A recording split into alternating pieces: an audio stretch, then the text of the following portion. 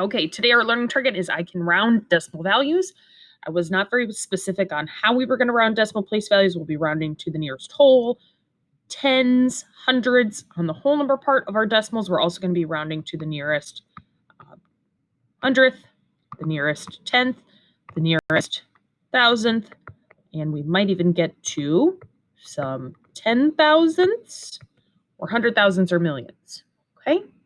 Okay, now first thing we're going to do is a super duper fast reminder of how to round whole numbers, how we did this in class. So what we did, this one right here, this 98,472, we're going to round to the nearest thousand. The reason why I want to do this quick is because you're going to do the exact same procedure for rounding decimals.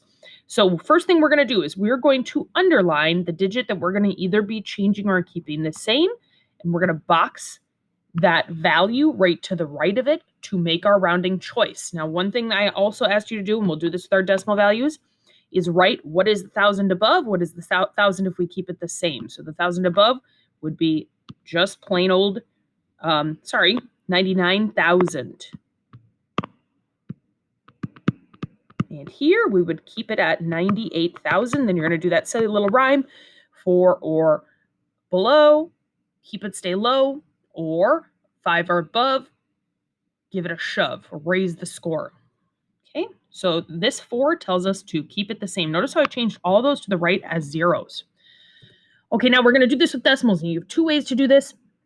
We're going to do some number line work today with these problems. So if you want to show your decimals on your number lines, you can. Otherwise, we can use that same strategy. So first thing we're going to do is identify what we're either going to be changing. So the 10th, so I'm going to look at this, 10th, 100th, thousands, 10,000. So I'm going to underline this 7.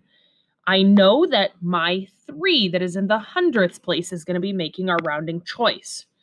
Okay, so I'm also a really big fan of we're going to write the 10th if we were to round up and the 10th if we were going to keep it the same. Now I know that my choice is going to be one of these two. Okay, if we want to do a number line, we can put our 7/10ths here and our 8/10ths here. What we know goes in the middle of these is 75 hundredths or 7 and 5/10ths.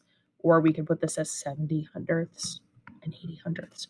And then if you were to place this on the number line, see how 3 is less than 5? This would go right about here, telling us that it is closer to 7/10ths or 70 hundredths. And if we use our rhyme, 5 or more, raise the score, 4 or less, let it rest. So this 3 is 4 or less. So this rounded to the nearest 10th is just 7/10ths.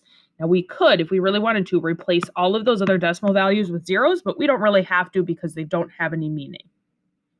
Okay, let's try and do one more of these super quick. I don't know how much time I have left on my Screencastify, so we'll see if I get cut off or not. Okay, now this one is a little bit different. See how we have a whole number here? We're going to be rounding to the nearest thousandth, 10th, hundredths, thousandths.